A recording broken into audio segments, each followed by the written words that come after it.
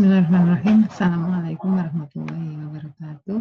Kita bertemu kembali di pertemuan kimiaan organik. Kita akan melanjutkan pembahasan pertemuan kemarin, yaitu hari ini kita fokus ke pembahasan gaya-gaya intermolekular. Sebelum kita memulai, marilah kita awali dengan baca basmalah sama-sama. Semoga nanti lancar dan banyak manfaat yang bisa Anda dapatkan setelah pembelajaran ini. Bismillahirrahmanirrahim. Iya, bab ini sebenarnya bukan bab baru seperti bab-bab sebelumnya ya yang sudah Anda pelajari. Anda sudah membahas atau mempelajari tentang asam basa ya.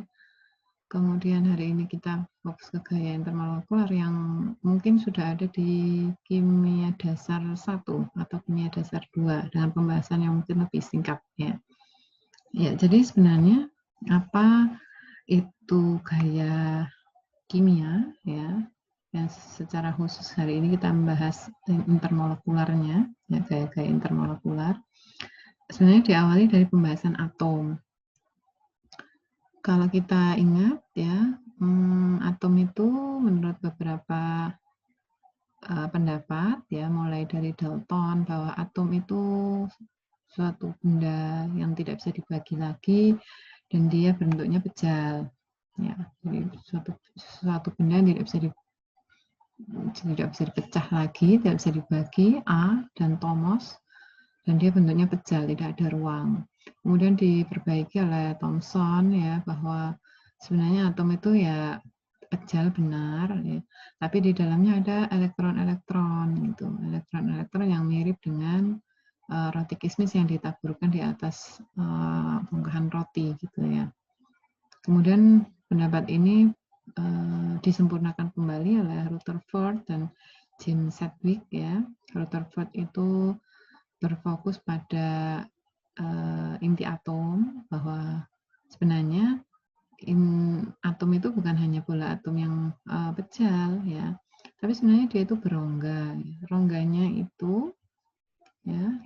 itu cukup besar karena di dalamnya itu ada inti yang disebut dengan inti atom. Inti atom inilah yang dikelilingi yang namanya elektron ya. Jadi si Thomson baru menemukan elektron itu pokoknya tersebar saja, nggak beraturan ya, nggak jelas, tapi oleh Rutherford dan James Sedgwick, terutama Rutherford, dinyatakan bahwa protonnya itu mengelilingi inti dan intinya itu punya massa. Jadi massa dari atom berpusat di inti dan inti ini punya namanya proton atau subatom yang memiliki muatan positif. Jadi muatan positif menyeimbangkan elektron yang mengelilinginya ya. Kemudian ternyata James Sedgwick menemukan nggak hanya proton tapi ada neutron juga. Neutron ini punya massa tapi dia nggak punya muatan, jadi tidak berkaitan dengan elektron. Proton dan elektron jumlahnya harus sama ya, sedangkan neutron ini hanya memberi massa. Nah, pembahasan gaya intermolekular ada di sana ya. Jadi kalau mau dilanjutkan ke Bohr atau Schrödinger ada tapi terlalu agak jauh. Jadi pembahasan kita awali dengan definisi ini ya, bahwa atom ya merupakan sesuatu yang tidak bisa dibagi lagi. Dia memiliki proton sebagai pusat massa yang memiliki muatan positif. Dia punya elektron yang mengelilingi inti, kemudian dia juga punya neutron yang menyumbangkan massa pada suatu atom. Nah, kemudian setelah masuk ke sana, gaya secara umum ya, gaya dalam kimia itu ada dua, yaitu intermolekular dan intramolekular, seperti ini. Jadi kalau intermolekular kita menyebutnya antar molekul. Ya, intermolekular itu antar molekul, seperti Anda waktu SMP atau SMA masuk OSIS ya, organisasi siswa intra ya, intra sekolah. Ya. Berarti intra sekolah organisasi antar Anda. Ya, antar Anda. Jadi antara oksigen dengan hidrogen yang ada dalam molekul air ini tapi tidak ada dalam satu molekul. Ya. intramolekular. Kalau intermolekular atau antar molekul berarti ada 2 molekul hidrogen, ada 2 molekul air di sini, kemudian 1 atom oksigen berinteraksi dengan hidrogen dari molekul air yang lain, namanya intermolekular force ya, atau gaya intermolekular atau gaya antar molekul, itu boleh, gaya antar molekul. Nah, perbedaannya apa sekarang? Ini ada beberapa perbedaan antara intermolekular dan intramolekular. Yang kita bahas nanti intermolekular. Ya, intermolekular misalkan pada ikatan hidrogen ya terjadi dari 2 molekul yang paling dekat. Jadi di sini ada air ya, misalkan molekul air, ikatan hidrogen atau gaya molekular ini baru akan terjadi kalau di sini ada molekul air, atau di sini ada molekul air, atau di sini ada molekul air, atau di sini. Jadi dari molekul air yang paling dekat dari molekul utama. Ya. Sedangkan kalau intramolekular ya pada air ya, saya contohkan air agar lebih mudah ya. Ikatan hidrogen yang terjadi itu antar atom-atom penyusun air. Atom-atom penyusun air adalah 2 atom hidrogen dan 1 oksigen. Betul. Ya. Interaksi antara hidrogen dengan oksigen pada 1 molekul air maka disebut intramolecular force atau gaya intramolekul. Kemudian sifat yang kedua, kalau intermolekul ya, biasanya umumnya ya secara umum ini dari penelitian memiliki titik leleh, titik didih yang cukup tinggi. Ya, tekanan uapnya cenderung rendah. Sedangkan yang intramolekular ya dia punya titik leleh dan titik didih yang cenderung rendah, tapi tekanan uapnya cukup tinggi. Ya. Kenapa bisa seperti itu? Karena intermolekular ya, 2 molekul lah, 2 molekul. Kalau mau memisahkan ini kan agak sulit ya. Ya. Agak sulit. Jadi akhirnya energi yang dibutuhkan cukup besar. Ya. Sedangkan sifat yang ketiga, stabilitasnya cenderung lebih tinggi. Ya, stabilitasnya cenderung lebih tinggi ya, dibandingkan dengan yang intramolekul. Contoh-contohnya ya, misalkan intermolekular itu air, metil alkohol, etil alkohol, gula ya. Karena ya, disebut air baru kalau sudah berkaitan dengan beberapa air-air yang lain. Ya, disebut air, ya H2O belum disebut air kalau belum ada molekul-molekul air yang lain. Tapi kalau nitrofenol atau asam salisilat ya, asam salisilat dia bisa ya. Intramolekulnya sendiri itu bisa. Jadi itu perbedaan antara intermolecular force dan intramolecular force atau gaya antar molekul dan gaya intermolekul. Kemudian ini mana yang lebih kuat kira-kira? Ikatan kovalen, gaya intramolekul, intramolecular force atau gaya antarmolekul?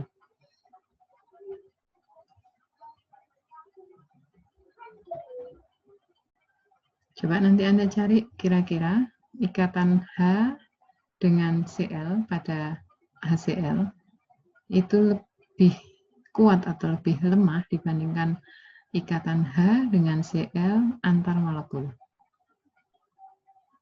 Meskipun tadi Pulva sudah menjelaskan, kita memerlukan data empirik. Nah, Anda cari energi ikatan H dengan Cl ketika dia menjadi satu molekul, dan ikatan H dengan Cl ketika dia berada dalam molekul yang berbeda. Nah, masuk ke sini, kalau dalam air apakah ada gaya molekul? Ya, air ya diawali dengan air seperti ini, ya, di mana satu kalau dilihat secara mikroskopis molekul-molekulnya agak jauh ya, ya dekat tapi tidak terlalu dekat sekali.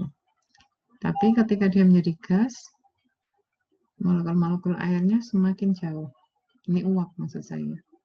Ya. Tapi kalau dia didinginkan, ya, molekul-molekulnya sangat padat, ya, sangat dekat antara satu molekul air dengan satu molekul air, sehingga penampakannya seperti ini, padat atau solid. Nah, di gaya intermolekular ya akan ada pengaruh ya antara satu molekul dengan molekul yang lain. Ya, misalkan ini yang kita sebut dengan solid tadi, ini ketika jarak ikatan sangat dekat, ya, dia membentuk formasi seperti ini. Jadi satu molekul air berinteraksi dengan molekul-molekul air yang lain. Kalau dalam es dia membentuk seperti heksagonal. Tapi kalau dalam air ya bentuk cairan, maka dia jaraknya tidak terlalu dekat lagi dan bentuknya cenderung disorder. Disorder itu tidak teratur ya, karena air itu mengikuti wadahnya. Jadi kalau ditaruh di gelas seperti gelas, kalau ditaruh di botol seperti botol. Tapi kalau es enggak, dia cenderung memiliki bentuk sendiri. Kalau dia dicetak kebetulan di wadah kotak, dia bentuk kotak. Kalau dia dicetak dalam lembaran, misalkan dalam nampan, dia akan berbentuk lembaran nampan. Tapi kalau yang uap atau steam ya, molekul air dengan molekul air yang lain berjauhan, ya, berjauhan. Sehingga gaya-gaya intermolekular ini ya akan mempengaruhi sifat fisiknya. Ya, gaya intermolekular pada air ya sudah baku, ya. Yang ini berinteraksi dengan ini, berinteraksi dengan ini, berinteraksi dengan ini. Molekul air yang ini ya, berinteraksi dengan 1, 2. Kemudian dia juga berinteraksi di sini lagi, ya. Oksigen berinteraksi dengan H, berinteraksi dengan H. Ya, oksigen yang ada di sini berinteraksi dengan H dari satu molekul air. Kemudian oksigennya di sini juga berinteraksi dengan H dari molekul air yang di sini. Kemudian yang di sini oksigen berinteraksi dengan, oh ya ini sudah, oksigen berinteraksi dengan 1H molekul lain dan H dari molekulnya sendiri. Yang ini oksigen berinteraksi dengan H molekulnya sendiri. H dari molekul yang itu, yang dirinya sendiri berinteraksi dengan oksigen dari molekul yang lain. Gitu. Berbeda-beda. Tapi kalau air, ya, kalau air enggak. Kalau air jaraknya agak jauh ya, agak jauh sehingga gaya antar molekul atau intermolekulnya tidak serigid pada es. Nah, jenis-jenis gaya intermolekul itu apa saja ya? Ada 4 ya secara umum. Jadi di awal pembahasan gaya ya, itu sebenarnya penyebutan di Latin itu like dislike ya. Love and love ya. Jadi disebut gaya, awal penyebutan force itu ya, itu interaksi. Jadi interaksi kalau suka dengan sama-sama gitu ya, berarti suka sama suka gitu. Kalau nggak suka berarti dislike ya, tidak ada gaya atau cenderung tolak menolak. Nah, gaya intermolekul ada 4 jenis ya, yaitu ion dipol, dipol-dipol, London, dan hydrogen bonding. Nanti kita buka satu persatu. Nah, tadi ada penyebutan beberapa ya, berupa menyebutkan ion dipol, gaya dipol-dipol, gaya London, dan gaya hidrogen, ikatan hidrogen. Kita menyebut di sini ada gaya ion dipol dan gaya dipol-dipol. Sebenarnya apa dipol itu? Ini pol ya, dipol ya, dari kata polar sebenarnya ya. Polar itu artinya kutub. ya, kutub. Artinya kepolaran itu polarisasi atau pengkutupan ikatan. Pengkutupan ikatan yang nanti berpengaruh pada kepolaran suatu senyawa. Sekarang mengapa senyawa itu tergolong polar? Ya, secara umum dari berbagai penelitian, bentuk-bentuk molekul, kemudian sifat-sifat molekul, maka senyawa polar itu akan terbentuk ketika ada perbedaan keelektronegatifan dan ada perbedaan bentuk molekul. Jadi satu molekul bisa jadi rumus molekulnya sama, tapi bentuk molekulnya berbeda, nanti dia kepolarannya berbeda. Atau ini, ada perbedaan keelektronegatifan. Dua ini nanti yang akan menyebabkan senyawa itu polar atau non-polar. Yang pertama, perbedaan keelektronegatifan, misalkan, ya ini, jika terdapat perbedaan, bukan keelektronegatifannya, jika terdapat perbedaan keelektronegatifan yang cukup besar, senyawa itu bersifat polar. Ya, misalkan ini, H dengan Cl. Kita lihat perbedaan keelektronegatifannya 3,0 dikurangi 2,1. Berarti 0,9. Sedangkan H dengan F, kita coba 4,0 dikurangi 2,1, 1,9. Artinya HF, ya, HF itu lebih polar daripada HCl. Karena perbedaan keelektronegatifan HF 1,9, sedangkan HCl hanya 0,9. Ya, kepolarannya tergantung ke elektronegatifan. Itu dari segi perbedaan keelektronegatifan. Kemudian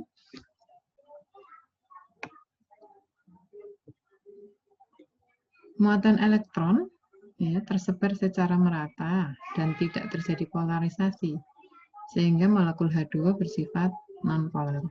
Tadi sudah Bu Ulfa jelaskan di bagian atom ya. Oke, kita buka saja lagi di sini. Ya, menurut pendapat Rutherford dan James Sedgwick, ya, inti atom dikelilingi oleh elektron-elektron. Ya. Nanti proton jumlahnya akan menyeimbangkan jumlah elektron. Ini nanti terkait erat dengan ini muatan elektron. Ya. Hidrogen muatan elektronnya tersebar secara merata, tidak ada pengkutupan, ya, tidak ada pengkutupan, sehingga H2 bersifat non-polar.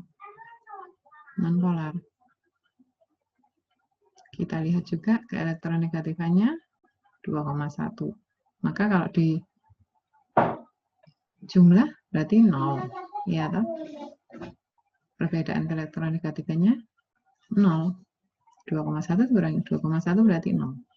Karena itu molekul H2 bersifat non-polar dari segi keelektronegatifan dan juga dari segi sebaran. Sebaran elektron. Sebaran elektronnya ya itu aja di situ. Ini kan muter terus toh. Elektron yang ada di H di sini dia muter, elektron yang di atom H sampingnya ya muter. Itu muter. Dia baru berinteraksi ya. Ya, berinteraksi menjadi H2 diatomik. Kemudian kalau kita bandingkan dengan HCl misalkan, ada perbedaan elektronegatifan yang cukup besar. Ya. Karena apa? Karena ada pasangan elektron ya yang berada lebih dekat dengan atom yang memiliki keelektronegatifan besar. Ini H punya keelektronegatifan 2,1. Cl berapa tadi? 3,0. Muatan elektronnya ya, elektronnya otomatis tidak bisa dia tersebar merata seperti ini. Karena elektron selalu bergerak ya. Ini penggambaran yang paling gampang pakai satu orbital. Tapi sebenarnya kan Cl tidak berada dalam satu orbital ya. Banyak elektron yang melingkari ya, yang memutari inti atom ya. Sehingga ketika hidrogen berinteraksi dengan klorida ya, nanti ada yang namanya perbedaan keelektronegatifan. perbedaan keelektronegatifan ini nanti akan membentuk suatu polaritas atau pengkutupan ikatan. Ya, antara H dengan Cl, ya, karena Cl punya elektron yang lebih banyak, ya, dia D minus. Sedangkan H kita sebut D plus. Ini elektropositif, ini elektronegatif. Ikatan antara H dengan Cl mengalami yang namanya pengkutupan. Karena dia memiliki proses pengkutupan, ya, akibat elektron tidak tersebar merata, tapi H dengan Cl tetap berinteraksi. Karena itulah HCl disebut molekul polar. Ya.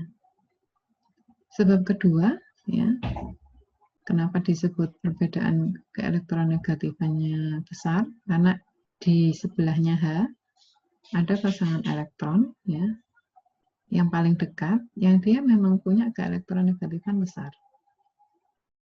Gitu. Jadi jelas ketika satu atom berinteraksi dengan atom lain dan dia punya keelektronegatifan yang sangat jauh berbeda, maka otomatis dia akan mengalami pengkutupan. Ketika dia mengalami pengkutupan, dia disebut senyawa polar. Ketika elektron tersebar merata antara dua atom yang saling berinteraksi, ya, maka dia disebut non-polar, karena tidak ada polarisasi. Nah, dari bentuk molekul sekarang kita perhatikan, ya, senyawa dengan bentuk simetris, ya, dia bersifat non-polar. Contohnya seperti ini. Ini kan simetris. Simetris. Ya. Nah, senyawa dengan bentuk yang asimetris umumnya bersifat polar. Ya. Nah, sekarang ukuran yang lebih pas itu menggunakan pengukuran yang menggunakan instrumen. Jadi banyak yang masih memperdebatkan, apa iya kalau simetris itu pasti non-polar, apa iya kalau asimetris itu bersifat pasti polar, apa iya kalau ada perbedaan keelektronegatifan yang besar dia nanti polar, kalau perbedaan keelektronegatifan kecil dia cenderung ke arah non-polar. Nah, untuk membuktikannya ada yang satuan momen dipol. Ya, momen dipol itu apa? Itu hasil kali muatan dikali jarak antar muatan atom maksudnya, jarak antar atom. Ya, muatan Q dengan jarak antar muatan. Ya, misalkan H, ya, dengan F, itu kan ada jarak antara atom H dengan atom F. Ya, ada juga muatan antara H dan F ini punya muatan. Ya, hasil kalinya akan menghasilkan momen dipol. Jadi ini ukuran kepolaran. Ya. Contohnya ini HF, momen dipolnya 1,91. H2O, momen dipolnya 1,84. Artinya HF lebih polar dibandingkan air. NH3, ya, momen dipolnya 1,46. Artinya air lebih polar dibandingkan NH3 atau amonia. HCl kepolarannya 1,03. Ya, 1,03. Sehingga dia lebih lemah kepolarannya dibandingkan 3 zat sebelumnya. Sedangkan CO2 momen dipolnya ternyata 0. Ini sangat berkaitan dengan teori yang kedua ini, bahwa bentuk simetris, ya, cenderung akan non-polar. Ya, karena perbedaan keelektronegatifan itu juga dilihat, ya, dari bentuknya. Oke, itu momen dipol atau yang mengantarkan kita pada pembahasan polar. Jadi secara umum sudah bisa dipahami, ya, polar itu berasal dari perbedaan keelektronegatifan antar atom atau antar unsur. Kemudian juga ada bentuk molekul, ya, bentuk yang simetris cenderung kepolarannya rendah atau mendekati 0, sedangkan yang asimetris cenderung menjadikan molekul itu polar atau sangat polar. Nah, pengukuran momen dipol seperti ini, ya, ada alatnya, ya, dipolmeter. Jadi prinsipnya larutan molekul polar yang memiliki berat molekul tertentu nanti dibandingkan dengan konsentrasi berbeda, lalu dihitung dengan gabungan rumus polarisasi. Nah, kita tidak berkonsentrasi ke sana, yang jelas data momen dipol ini berasal dari pengukuran seperti ini, yang akhirnya kita bisa mengambil hasil akhirnya dan menjadikannya pembahasan. Kayaknya di Indonesia belum ada ya dipolmeter. Saya belum pernah mendengar atau melihat ya di lab-lab tertentu. Ini di satu lab di negara Eropa. Jadi mereka menemukan senyawa-senyawa baru dan belum diketahui polaritasnya. Kalau kita kan HCl, air, amonia, HF itu kan sudah kita ketahui polaritasnya ya. Tapi untuk peneliti-peneliti yang sudah advance, mereka biasanya kan menemukan senyawa baru. Jadi nanti misalkan ekstrak apa ditambah apa tambah apa nanti jadi senyawa yang dia tuh belum ada namanya. Kemudian mereka beri nama sendiri, kemudian dicek momen dipolnya, akhirnya ketahuan polaritasnya seperti apa dan seterusnya gitu. Ya, mungkin suatu saat kalau ada kesempatan saya ingin memiliki alat seperti ini karena itu penting ya. Banyak sekali ya mungkin yang bisa kita lakukan, misalkan ekstrak-ekstrak tanaman di Indonesia itu kan polaritasnya belum pernah diteliti ya, belum pernah diteliti. Kalau ekstraknya mungkin iya, tapi polaritasnya mungkin belum. Sedangkan sumber tanaman atau sumber daya alam di Indonesia cukup banyak yang bisa diambil senyawa-senyawanya yang khas dan bermanfaat ya. Nanti suatu saat kalau ada kesempatan dan ada pendanaan, mungkin kita bisa memiliki alat ini untuk belajar lebih dalam sekaligus untuk membuktikan ya. Kalau selama ini kita diberikan data seperti ini sudah selesai, sudah ya seperti makan itu kita sudah makan matangnya, makan nasi goreng sudah tinggal makan di atas meja. Udah nggak mikir dari mana nasinya dimasak pakai apa, berasnya dari mana, lauknya dari mana, udah nggak mikir itu.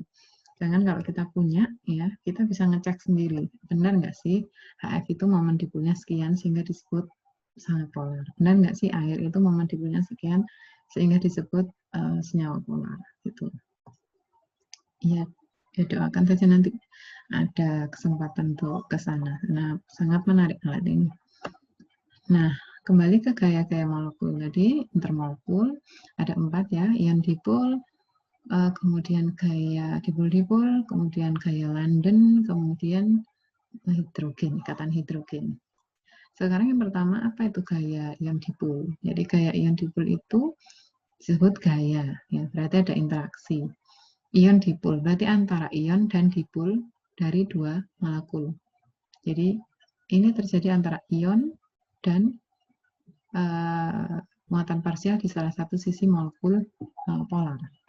Kita berbicaranya antar molekul ya, ini di sini. Ya, misalkan yang A ini muatan parsial negatif. Ini misalkan molekul HCl pertama ya. Molekul HCl yang pertama ya memiliki muatan parsial negatif. Artinya satu molekul itu punya muatan parsial. Ya, satu atom itu kan punya elektron ya. Ini sudah satu molekul ya. Satu atom punya elektron. Satu atom juga punya proton. Ya, ada proton, ada elektron. Ya. Interaksi antara HCl pada satu molekul ini menghasilkan yang namanya muatan parsial. Jadi bukan muatan atom HCl. Kalau muatan atom HCl kan positif ya, satu HCl, satu molekul HCl itu muatannya positif. H tambah Cl itu muatannya positif. Tapi ada yang disebut muatan parsial ya, muatan parsial.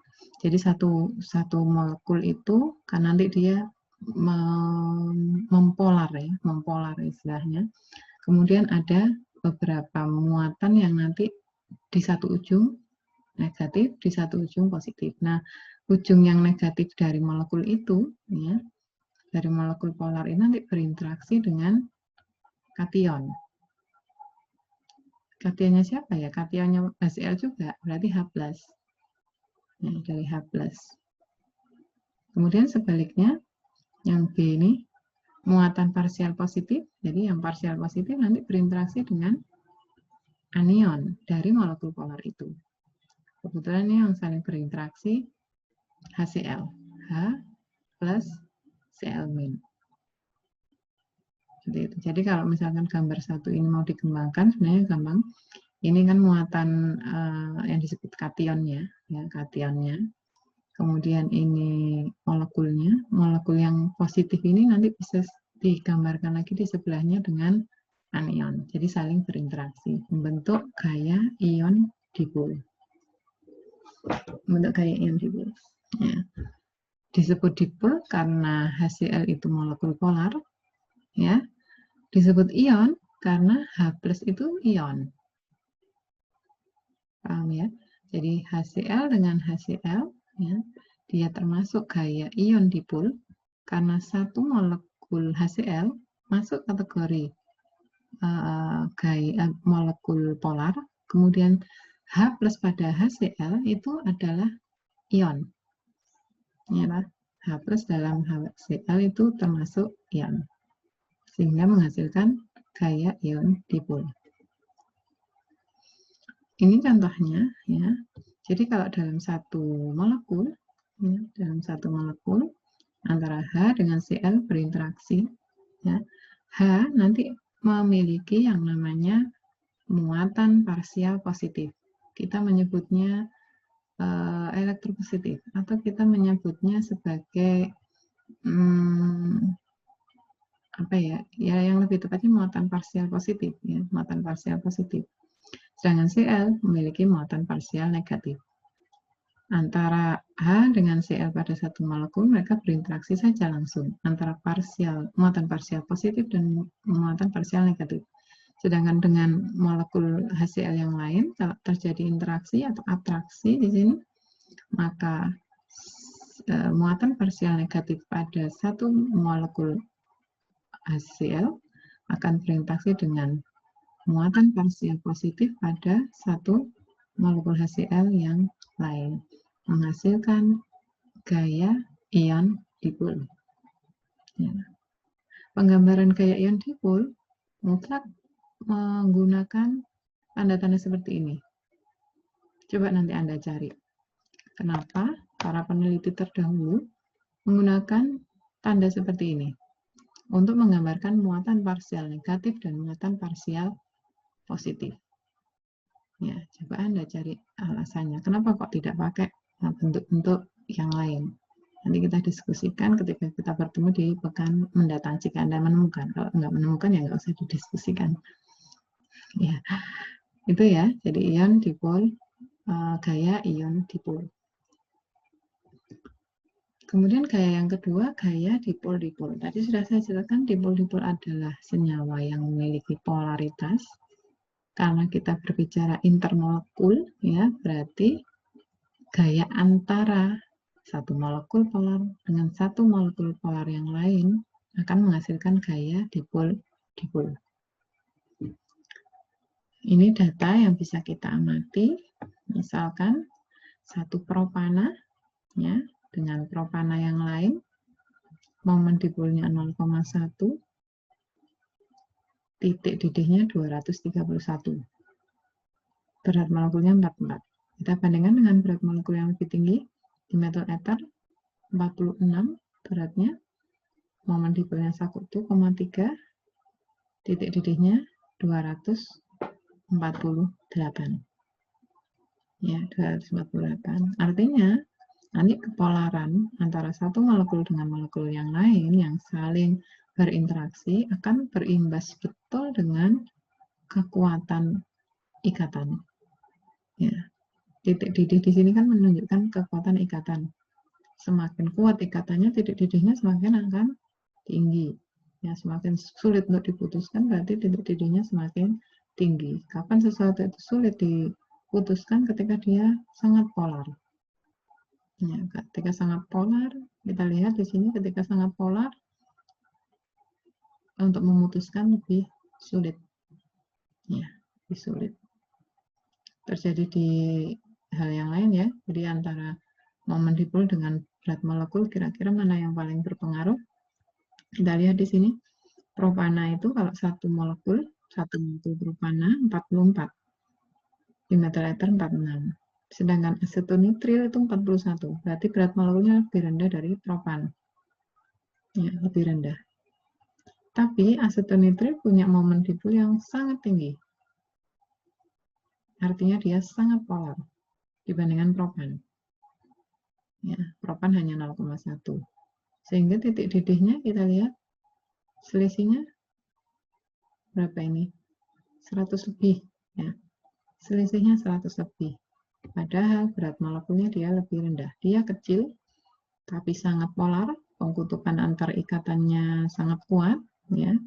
Dan ini biasanya karena keelektronegatifan juga, selain bentuk molekul ya, kalau kita lihat di sini ada C, ada N, ya, keelektronegatifannya cukup tinggi. Kemudian untuk memutuskan juga sangat sulit, karena dibutuhkan titik didih 355 Kelvin, ya sekitar 100 derajat Celcius ke atas ya. Itu.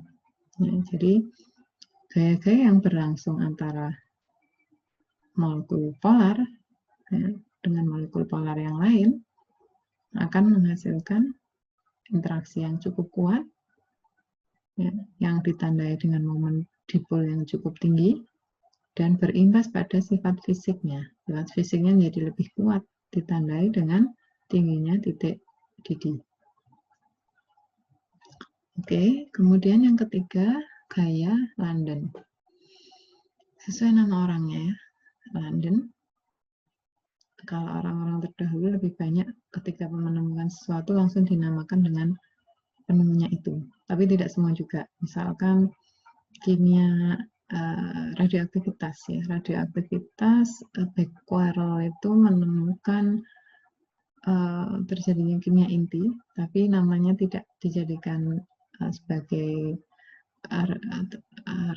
nama reaksi tertentu di kimia inti, tapi namanya digunakan sebagai satuan.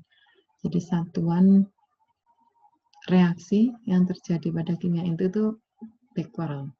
Begitu juga dengan Marie Curie, Pierre Curie, ya, dia aktif menemukan polonium, kemudian radium, tapi namanya tidak digunakan sebagai itu. Jadi tidak ada unsur Curie, itu nggak ada. Pierre gitu nggak ada, Mary gitu, Marie Curie. Tapi nama mereka digunakan sebagai satuan. Satuan dalam radioaktivitas itu Curie. Ya. Sedangkan yang ini London, ya, langsung nama seseorang. Nah, dalam gaya dispersi London ini, ya, terjadi antara molekul yang non-polar.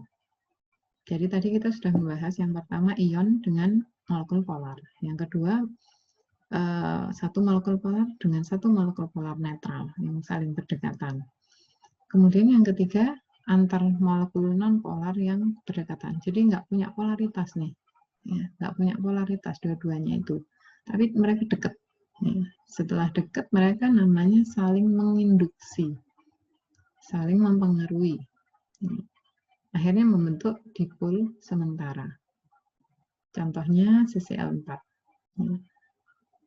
Jadi misalkan ini helium dengan helium, ya, dua-duanya nonpolar. Ya, dua-duanya nonpolar. Kemudian mereka mendekat dan terjadi induksi, saling mempengaruhi. Karena ada induksi nanti akan terbentuk dipol sementara. Disebut dipol sementara karena nanti muatan parsial negatif dan muatan parsial positif lama-lama balik lagi seperti ini. Jadi helium yang di bagian awal ini kalau lagi tidak berdekatan dengan helium yang lain, tidak saling menginduksi, tidak ada atraksi atau interaksi elektrostatik, dia bentuknya ya biasa saja. Jadi kalau sudah ada induksi, ya, maka muatan parsial positif dan muatan parsial negatif akan terbentuk sehingga terbentuk dipol sementara atau terpolarisasi sementara atau terkutub sementara.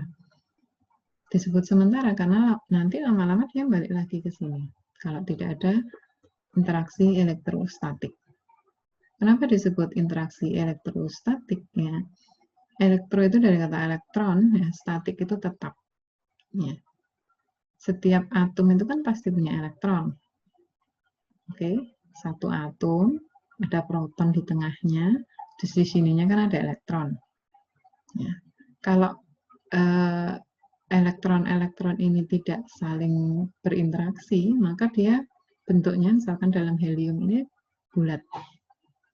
Tapi kalau ada elektron-elektron yang saling berinteraksi, ya, elektron-elektron yang saling berinteraksi, otomatis elektronnya berinteraksi dengan siapa? Dengan proton, loh. Dengan proton tetangganya, ya, dengan proton tetangganya.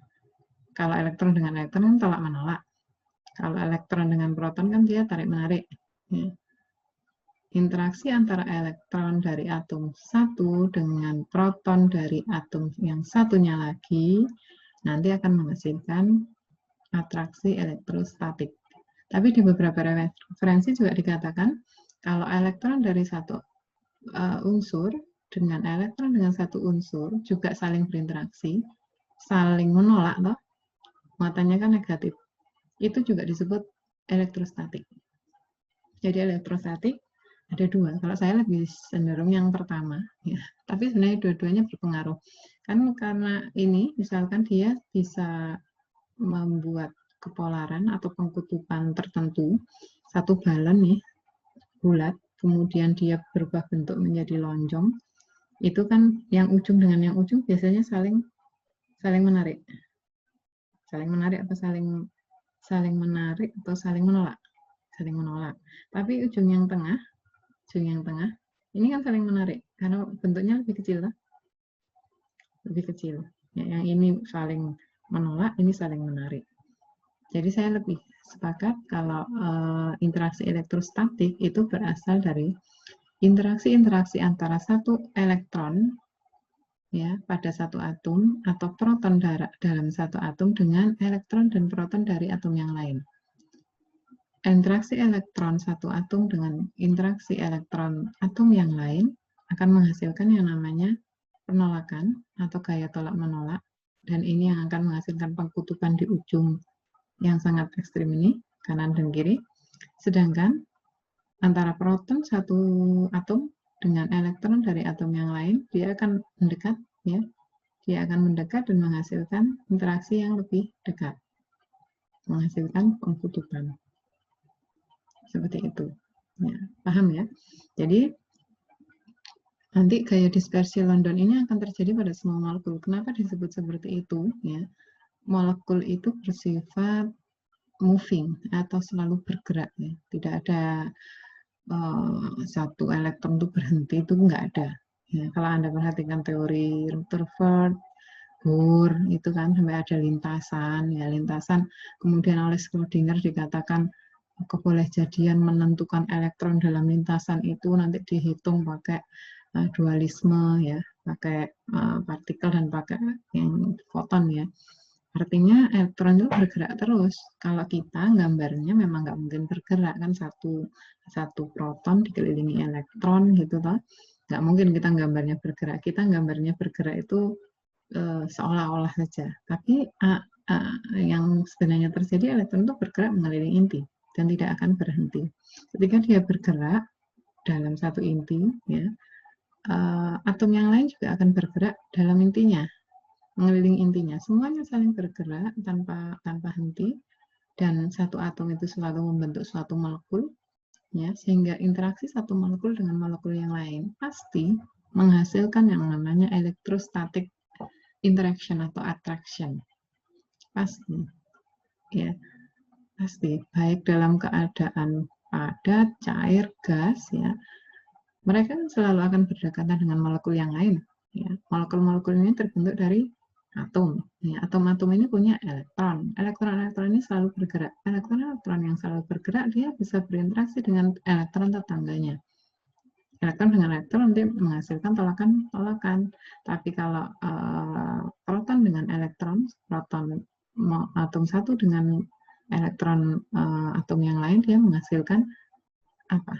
Interaksi tarik menarik. Itu. Jadi bisa dipastikan semua molekul ya tidak perlu memperhatikan momen dipolnya, tidak perlu memperhatikan keelektronegatifannya, tidak perlu memperhatikan momen dipolnya, pasti dia mengalami reaksi atau interaksi elektrostatik, pasti dia memiliki gaya dispersi London. Hanya saja yang dikatakan London ini satu, bahwa London lebih condong ke interaksi antara molekul non-polar. Kenapa yang polar enggak? Nanti yang polar itu berada dalam ranah gaya ion dipol atau dipol-dipol. Betul ya? Kalau kita membahas misalnya polar dengan polar juga bisa dong Bu mengalami gaya dispersi London, bisa. Tapi pembahasan polar dan polar itu kan ada di ion dipol dan dipol-dipol. Gaya ion dipol dan dipol-dipol. Akhirnya si London ini mengambil gitu ya, yang khusus non-polar ya, antara non-polar dengan non-polar dia lebih condong ke gaya London, gaya dispersi London. Kalau gitu yang ion dipol dan dipol-dipol sebenarnya juga London, iya London juga, iya. Kalau kita mau memakai perspektif sebaran elektron, saling menginduksi, ya, saling menginduksi nggak sih? Kalau kita perhatikan tadi ion dipol, ya mas pasti ion dengan dipol positif atau negatifnya ya. Kemudian polar-polar tadi juga seperti itu. Gitu. Tapi kan ada yang nggak berinteraksi dari dipol-dipolnya. Ada yang tidak berinteraksi dari dipol-dipolnya, tapi berinteraksinya antar atomnya. Kalau berinteraksi antar atomnya tidak memperhatikan polaritasnya, dia termasuk ke dalam gaya dispersi London. Paham ya? Jadi kalau dulu di UGM itu ada ya kayak jok gitu ya.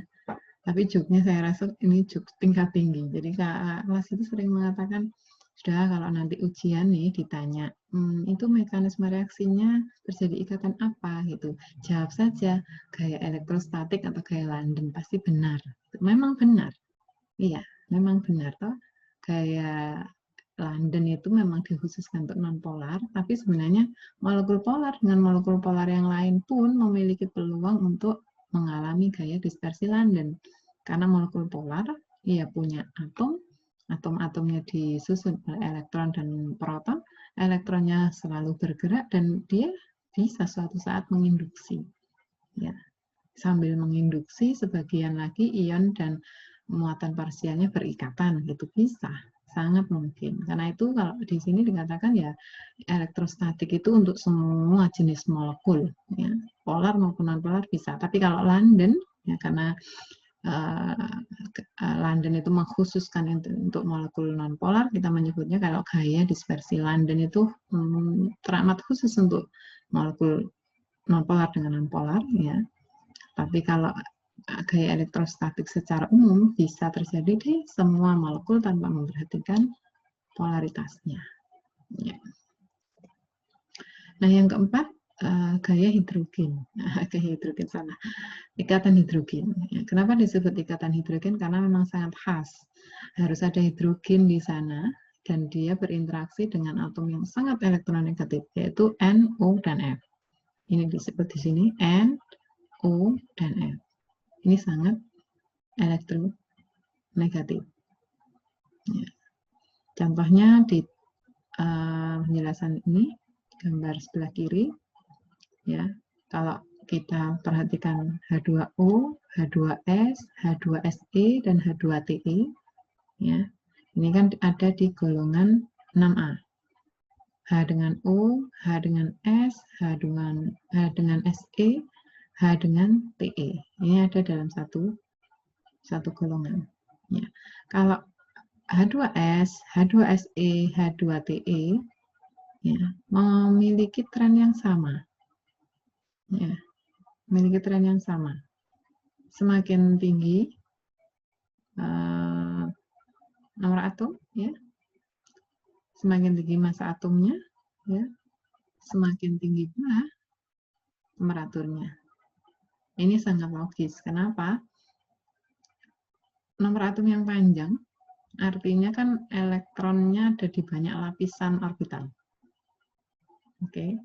Kalau H dengan Te punya berat molekul yang cukup tinggi, ya, istilahnya orang upacara, ada orang yang di depan, kemudian miliknya Te misalkan di sini tidak kelihatan berapa gitu, taruhlah di 100 gitu ya, berat molekulnya 100 lebih gitu. 100 lebih dibandingkan dengan HS yang hanya punya misalkan 20 orang. Di sini ada 20 orang dalam satu barisan, di sini ada 100 orang.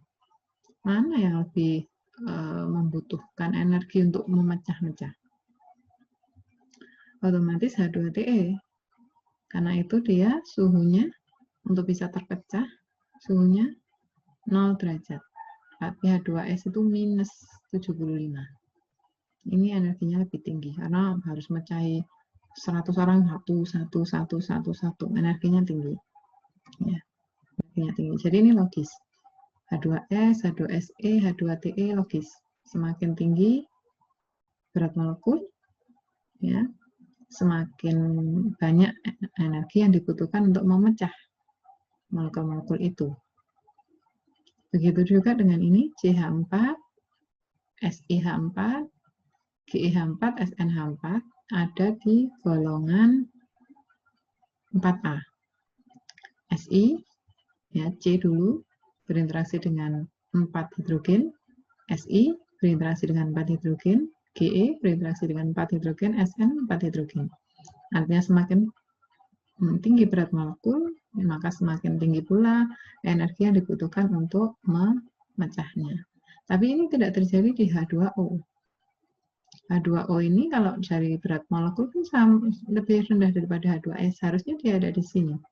Kenapa dia ada di sini? Kenapa dibutuhkan energi yang cukup tinggi untuk memecah H2O?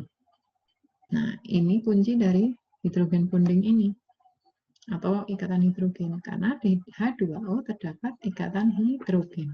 Ikatan hidrogen itu dikhususkan untuk atom hidrogen yang berinteraksi dengan atom yang sangat elektronegatif, yaitu nitrogen, oksigen, dan fluor. Na elektronegatif enggak? Enggak, karena dia termasuk gas mulia. Ya, sudah penuh toh? Sudah penuh di orbitalnya. Ya, sudah penuh. Sedangkan yang ini sangat elektronegatif. Yang C kenapa enggak sekalian?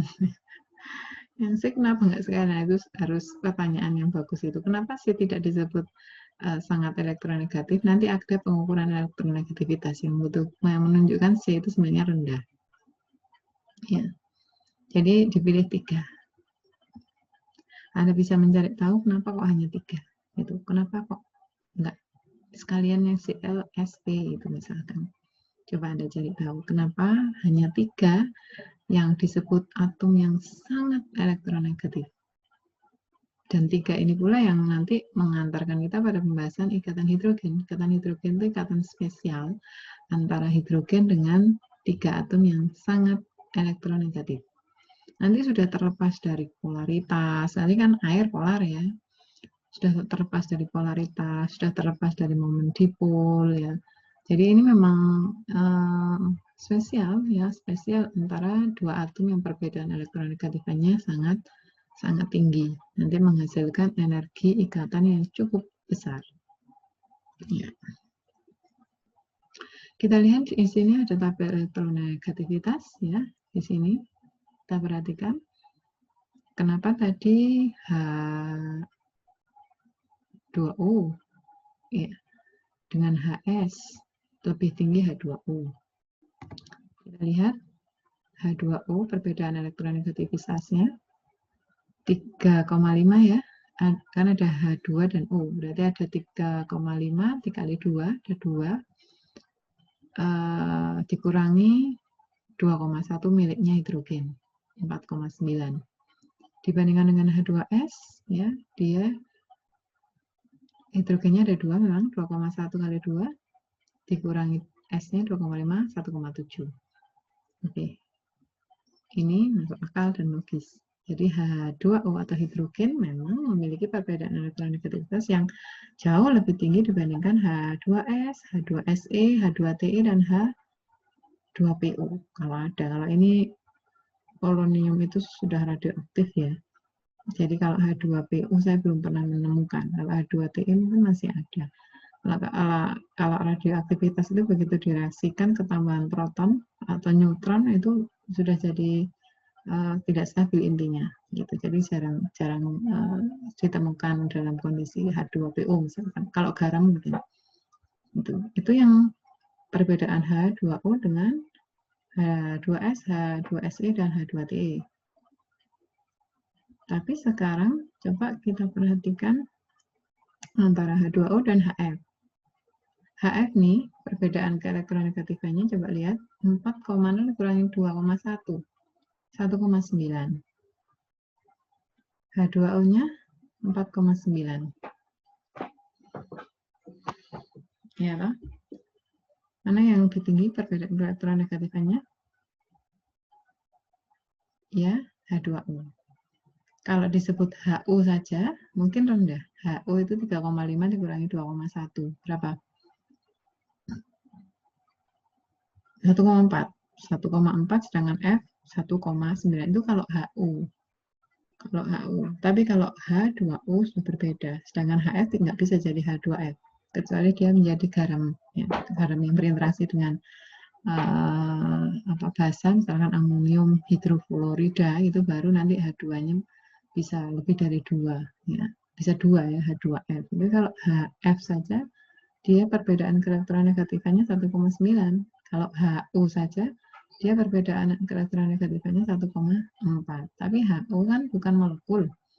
HO itu ion, OH-. Ya, yang disebut di sini molekul HF dan molekul H2O. Sehingga akhirnya ada pembahasan ini. Kalau yang pertama sudah kita sepakati tadi ya, dalam satu golongan semakin tinggi, tapi untuk H2O dia memiliki yang jauh lebih tinggi karena ada ikatan hidrogen. Tapi ikatan hidrogen antara H2O dengan HF, kenapa bisa seperti ini?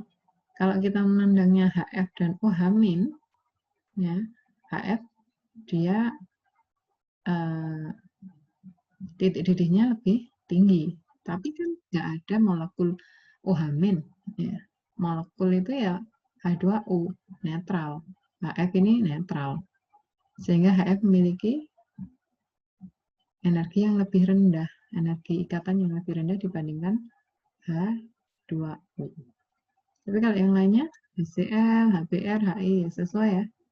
Sesuai dengan berat molekulnya. Tapi kalau dibandingkan dengan HF, jauh lebih tinggi HF, karena HF ini memiliki elektronegatifan yang cukup besar perbedaannya antara H dengan F dibandingkan dengan HCl, HBr, atau HI.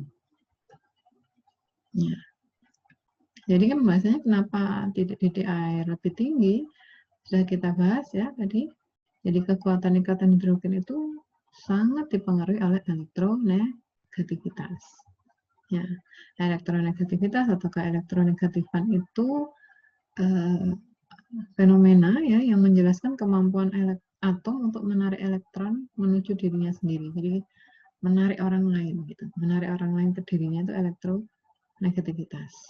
Antara H dengan F, mana yang paling elektronegatif? F. F elektronegativitasnya 4, air 2,1. Jadi kalau F itu ya lebih senang narik elektron ke dirinya sendiri. Ini kalau pada ikatan kovalen ya. Kemudian tiap molekul air ini ada dua alasan ya tadi, karena air itu elektronegativitasnya tinggi karena dia itu ada H ini H2O ya, H2O ini pKa-nya ya, H2O. Jadi ada OH, ada OH, ada dua OH. Kalau di HF hanya ada satu HF. Ini kalau satu molekul. Kita kan berbicaranya intermolekul ya. Interaksi atau gaya interaksi antar dua atau lebih molekul. Nah, air itu kenapa dia titik didihnya jauh melebihi HF? Ya, salah satunya karena air punya potensi membentuk 4 ikatan hidrogen dengan molekul air di sekelilingnya. Ini. Coba Anda perhatikan di sini, setiap atom hidrogen yang ada di sini ya, dalam satu molekul air itu berorientasi ke pasangan non-ikatan. Ya. seperti ini. Jadi ini satu molekul air, kita lihat interaksinya, mereka baru bisa disebut berinteraksi membentuk ikatan hidrogen ya kalau jaraknya 1,8 angstrom. Sedangkan jarak satu oksigen dengan satu oksigen yang lain itu 2,8. Nah, 2,8. Sedangkan ini tadi yang ini ya, ikatan antara oksigen dengan hidrogen kalau antar molekul itu 1,8. Sedangkan kalau dalam satu molekul itu 1 angstrom. Jadi lebih kecil. Ini lebih panjang. Nah, lebih panjang. Nah, satu molekul air nanti akan berinteraksi dengan seperti ini. Semoga terlihat ya. Misalkan saya ambil contoh di tengah ini. Satu molekul air yang ada di sini berinteraksi dengan molekul air di bawahnya satu, di atasnya satu, di sampingnya satu, di samping kirinya satu. Jadi berinteraksi dengan 4 molekul air yang lain, yang terdekat. Ini di S ya, ini di S. Kalau di air sudah berbeda lagi. Ini di S. Ya. Jadi kalau sudah berbentuk padat, satu molekul air berinteraksi dengan 1, 2, 3, 4. 4 molekul air yang terdekat. Sehingga kalau dibuat agak ini lagi, ya, diamati secara mikroskopis, ya, nanti akan membentuk seperti ini. Jadi kalau salju itu kan air yang membeku ya. Kalau dilihat secara makroskopis dan mikroskopis akan membentuk seperti ini. Nah, membentuk seperti bunga. Yang bunga ini sebenarnya kalau ditarik satu sisi dengan sisi yang lain, 1, 2, 3, 4, 5, 6 bentuk heksagonal. Ini juga heksagonal, 1, 2, 3, 4, 5, 6. Ya, 1, 2, 3, 4, 5, 6. Membentuk heksagonal. Ini juga membentuk heksagonal. Ya. Loh, itu ikatan-ikatannya kok nggak kelihatan? Ikatan nggak pernah kelihatan ya. Ikatan tuh nggak pernah kelihatan. Kalau ikatan sepatu kelihatan. Kalau saya menyebut ikatan, Anda jangan pernah membayangkan kalau ikatan kimia itu ada tali antara hidrogen dengan oksigen, ada talinya, nggak ada. Ini hanya imajiner kita ya, imajinasi orang-orang kimia untuk memudahkan bahwa satu atom dengan atom yang lain itu berinteraksi. Ini juga seperti itu. Satu atom dengan atom yang lain itu berinteraksi, tapi tidak ada ikatan di sini. Kalau ini kan harusnya bentuknya gini, 1, 2 gitu, ada ikatan antara hidrogen yang di sini dengan oksigen yang di sini gitu. Itu kalau ikatan sepatu, ikatan sepatu ada ikatannya gitu. Kalau ini enggak, interaksi saja. Kebetulan interaksi ini bisa diamati ketika dia pada kondisi padat. Nah, molekul-molekul air dalam kondisi padat membentuk seperti ini. Ya. Jadi kenapa tadi HF itu lebih tinggi, H2O lebih tinggi dibandingkan HF, energi ikatannya ya. Pertama karena H2O satu molekul itu sudah memiliki 2OH. Ya, 2OH itu kalau dihitung ke elektronegatifnya sudah 2 kali lebih dari HF. Itu kalau satu molekul. Bagaimana kalau gaya intermolekul, gaya antar molekul ya? Satu air itu bisa berinteraksi dengan 4 ya, minimal 4 molekul air yang lain bentuk formasi seperti ini. Sehingga kalau dijumlahkan ke elektronegatifnya tambah besar lagi dibandingkan dengan yang HF. HF ini kalau di cairan ya, dia berinteraksinya hanya HF. Kemudian H di sini berinteraksi dengan F molekul yang lain. Kemudian H molekul ini berinteraksi dengan HF dari molekul yang lain. Seperti ini. Tapi kalau yang H2O tadi, ya oksigen dari satu molekul berinteraksi dengan hidrogen molekul lain. Berinteraksi dengan hidrogen molekul lain. Kemudian H-nya nanti berinteraksi dengan oksigen molekul lain. H yang ada dalam satu molekul berinteraksi dengan oksigen molekul yang lain. Jadi dia minimal bisa berinteraksi dengan 4 molekul H2O. Sehingga nanti keelektronegatifannya perbedaannya jauh lebih tinggi lagi. Ada keelektronegatifan perbedaan yang di sini, perbedaan yang di sini, perbedaannya di sini, perbedaannya di sini. Sedangkan yang ini, kalau mau dihitung ke perbedaan keelektronegatifannya hanya antara HF satu molekul, HF satu molekul, kemudian HF dengan molekul yang lain, dan HF dengan molekul yang lain. Karena itulah energi pemutusannya cukup tinggi dari H2O dibandingkan dengan HF. Nah, gabungan ya nanti antara gaya dispersi London, gaya dipol-dipol dan ikatan hidrogen itu juga disebut dengan gaya van der Waals. Ya, gaya van der Waals ini mengkhususkan pada interaksi antara elektron dengan inti atom, proton, ya, dengan jarak sekitar 5 nanometer. Kecil sekali. Disebut gaya van der Waals. Kenapa kok mengkhususkan gaya van der Waals? Ya, ini dikhususkan untuk gaya-gaya yang tidak melibatkan molekul polar dan ion secara langsung.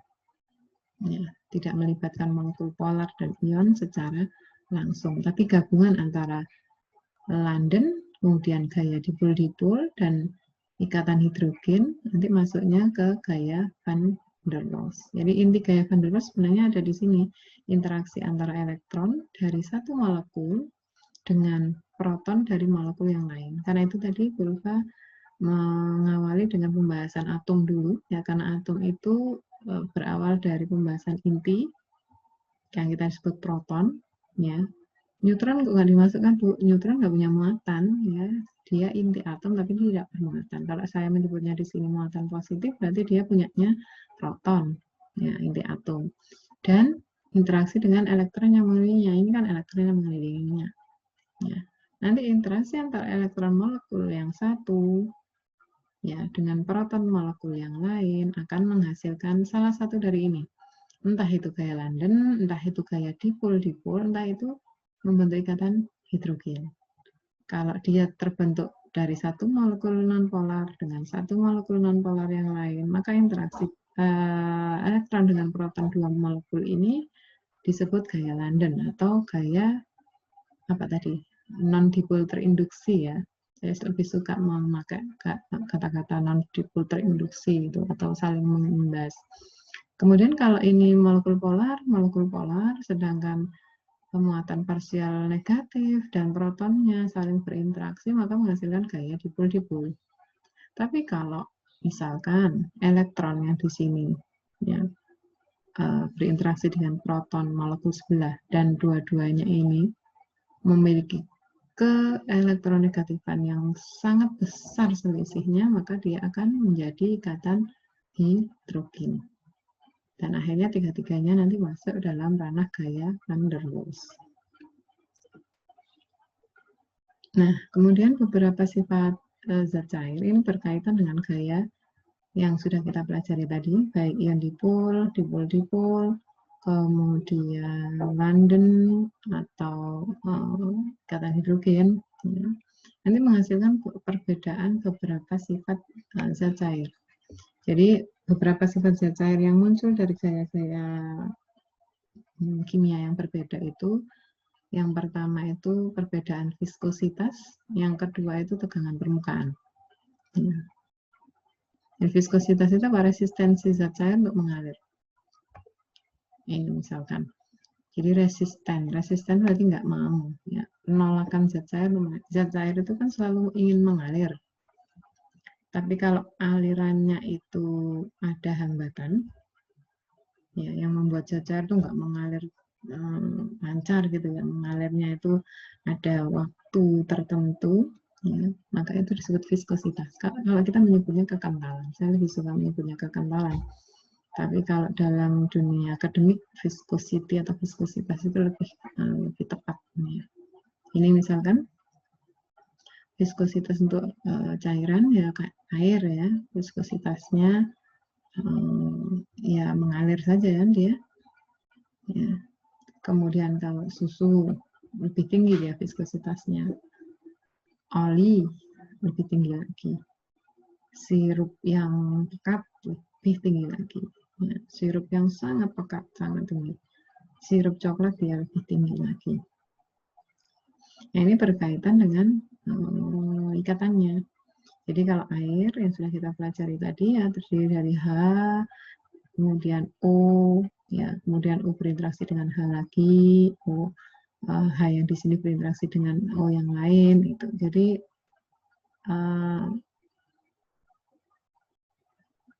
ikatannya ikatan yang lemah, ikatan yang lemah.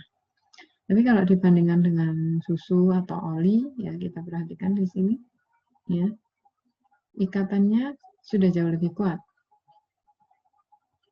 Ikatannya sudah jauh lebih kuat. Karena ada molekul-molekul yang besar, molekul-molekul protein ya, molekul-molekul lemak itu lebih besar. Gitu. Sehingga untuk mengalir juga tidak terlalu mudah, ya, karena ada molekul-molekul yang besar berinteraksi dengan cairan. Begitu juga dengan oli, apalagi dengan coklat, ya. Coklat atau sirup yang besar, ya, sirup yang kental, gitu. Sirup yang kental. Jadi viskositasnya lebih tinggi lagi karena molekul-molekul besar semua, ya, molekul yang besar semua, sehingga untuk mengalir lancar lebih sulit. Nah, ada satu contoh, misalkan ini antara aseton dengan etilen glikol. Aseton Anda tahu ya, cairan loh, cairan kalau mbak-mbak memakai kutek itu biasanya dibersihkannya memakai aseton. Atau selama pandemi ini Anda memakai disinfektan ya atau hand sanitizer, itu biasanya terbuat dari alkohol atau beberapa ada tambahan aseton di dalam, jadi sangat cair. Gitu. Tapi kalau etilen glikol seperti lem, ya seperti lem kanji gitu, tapi lebih cair lagi. Nah, aseton itu molekul polar, ya. Etilen glikol juga molekul polar. Molekul polarnya karena di sana ada interaksi dipol-dipol dan gaya London. Sedangkan etilen glikol ada ikatan hidrogen, ada gaya dipol-dipol, ada gaya London. Mana yang lebih kental?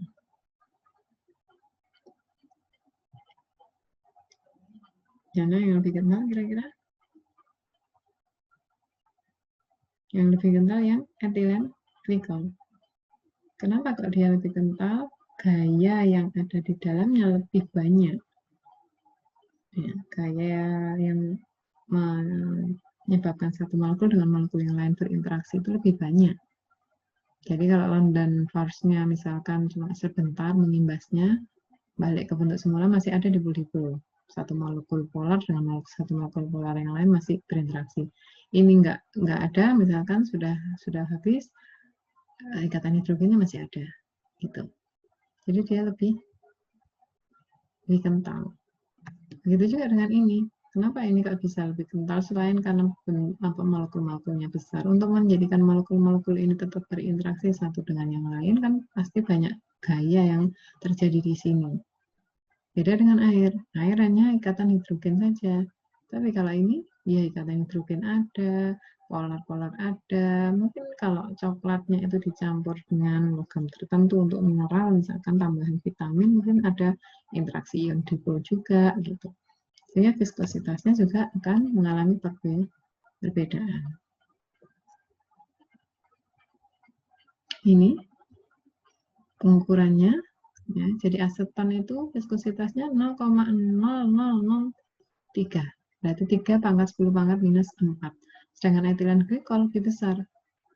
Ya, kalau kita perbandingkan ini istilahnya 162, ya, 162.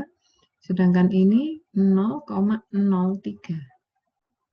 162 dengan 0,03. Berapa kalinya itu?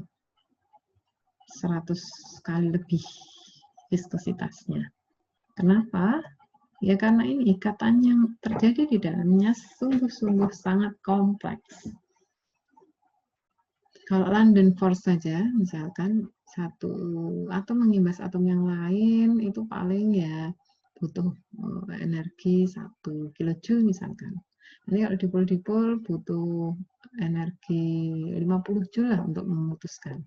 Kalau hidrogen bonding lebih tinggi lagi, misalkan sampai 100 derajat Celcius ya tadi energinya. Nah, ini kalau digabung, berkumpul lah jadi satu antara molekul etilen glikol 1 dengan molekul etilen glikol yang lain saling berinteraksi, maka dia menghasilkan sesuatu yang sangat kental atau viskos ya.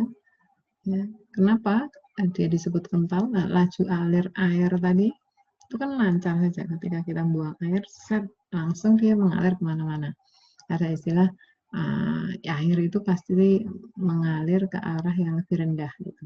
Viskositasnya ya seperti itu lah, interaksi antara satu dengan yang lain tidak terlalu kuat banget gitu. Tapi kalau lem ya misalkan atau susu atau sirup kan ketika kita tuangkan kan dia pelan turunnya. Kenapa? Karena ada gaya-gaya yang menahan. Ada gaya hidrogen bonding yang menahan, ada dipol-dipol yang menahan, ada gaya London yang menahan gitu. Menahan apa? Menahan jatuhnya tetesan. Kan ini kan? Ini kan tetesan ini terdiri dari molekul-molekul yang sangat banyak. Sebelum dia menetes kan dia masih berikatan dengan molekul yang lain. Ya, molekul yang lain. Kalau ikatannya ini sangat kuat, ya, sangat kuat, otomatis dia tidak mudah menetes seperti halnya air. Air kita teteskan dari sendok langsung netes. Kalau sirup enggak, dia menahan dulu. Ya, gaya atau interaksi antar molekulnya cukup kuat. Ya, sehingga dia ini masih berinteraksi, masih mempertahankan interaksinya sampai akhirnya netes satu. Apalagi yang sirup coklat ya, dia panjang banget ya interaksinya, menahan. Jadi entah itu ikatan hidrogen, dipol-dipol, atau gaya London, semuanya bersatu padu mempertahankan agar yang ini jangan menetes. Tapi hanya menetes juga ya. Hanya menetes juga dan kita menyebutnya kental. Nah, ini buktinya ya, dia kekentalannya cukup tinggi ya, disebabkan oleh banyaknya gaya-gaya antar molekul yang ada dalam senyawa tersebut. Nanti Anda bisa meneliti yang lain ya, yang lain yang paling gampang Anda teliti. Oh, sayangnya darah tidak ada ya di sini. Yang paling gampang Anda teliti, castor oil. Ini kan oli, kan? Oli Anda kan ada yang dari castor oil. Kekentalannya 650 kalau memakai satuan centipoise ya. Centipoise ini satuan kekentalan 650 dibandingkan dengan aseton ya, sangat rendah. Kenapa? Karena castor oil ini ikatan yang ada di dalamnya atau gaya antar molekul yang ada dalam minyak jarak ini cukup tinggi. Jadi minyak jarak itu cukup kental. Kalau Anda ingin tahu, silakan Anda searching nanti minyak jarak itu bentuknya seperti apa. Gitu. Belum minyak jarak yang dijadikan oli ya, belum minyak jarak yang dijadikan bahan bakar. Minyak jarak yang asli, Anda lihat saja.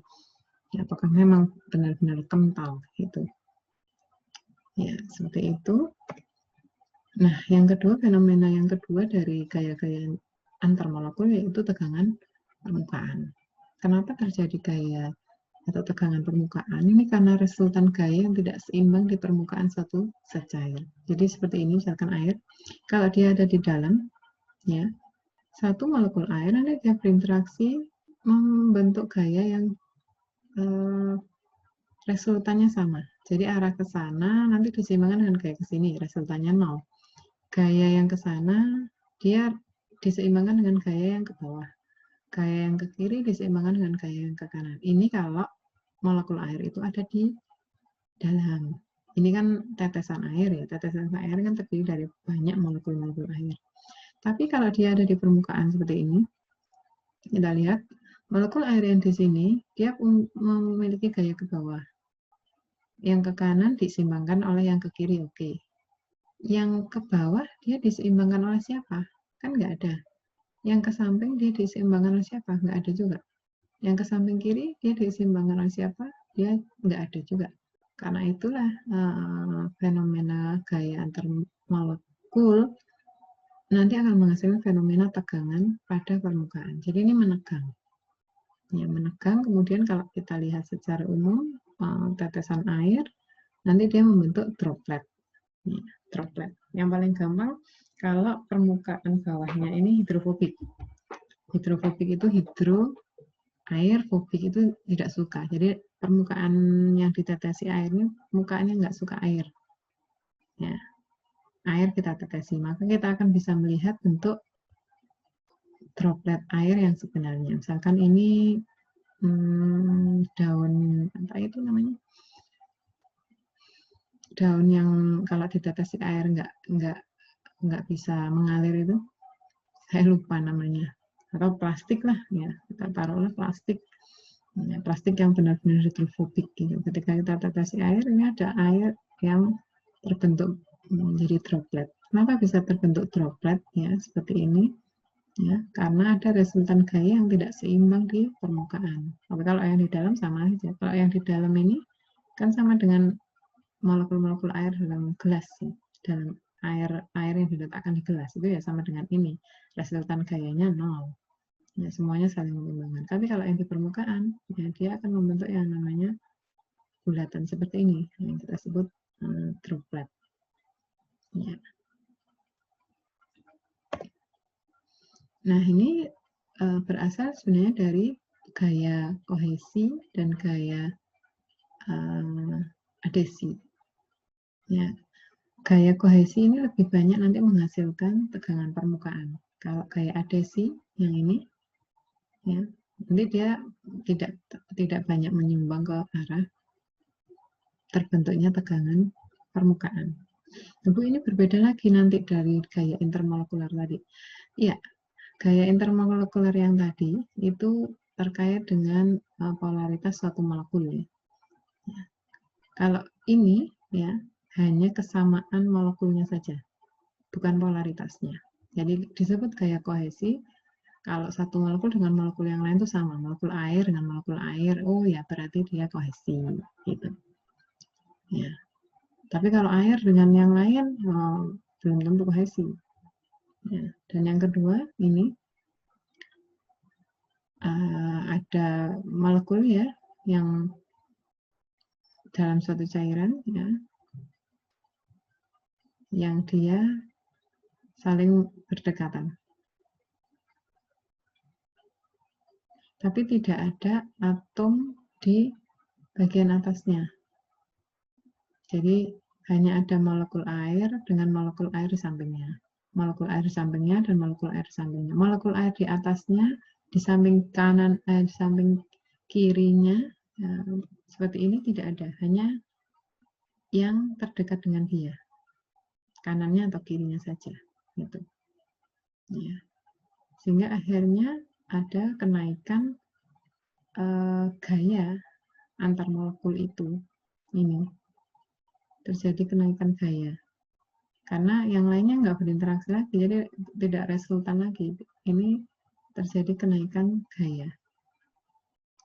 Kenaikan gaya antar molekul di permukaan disebut tegangan permukaan. Iya.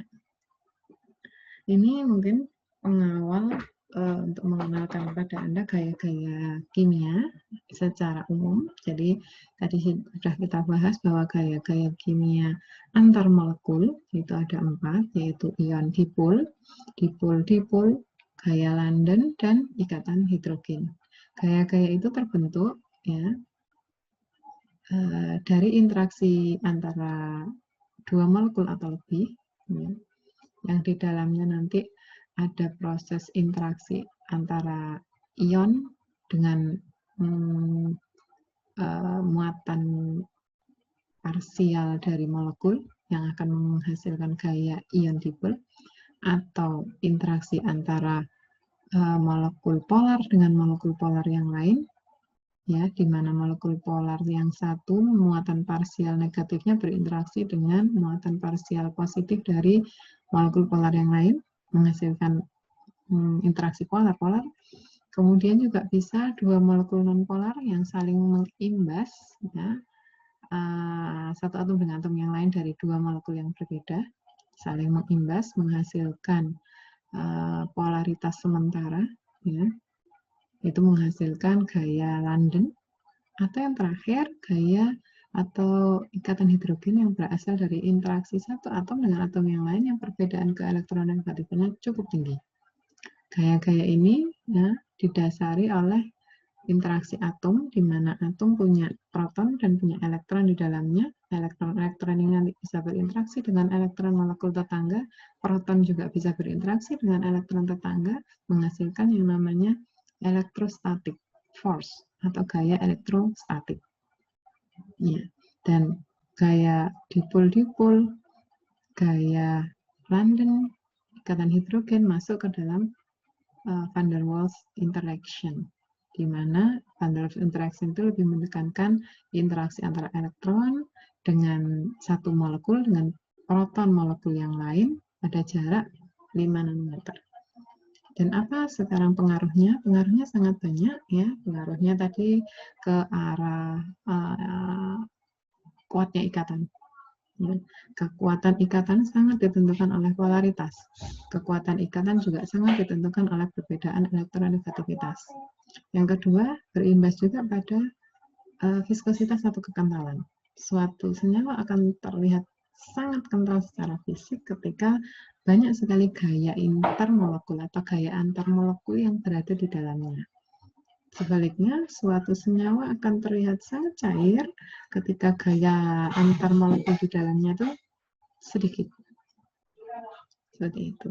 Dan yang kedua yang dihasilkan adalah tegangan permukaan. Karena tegangan permukaan itu interaksi satu molekul dengan molekul yang lain, di mana resultan gayanya tidak nol, ya, sehingga tidak terjadi ketidakseimbangan dan terjadi peningkatan gaya intermolekul di permukaan, menghasilkan tegangan permukaan.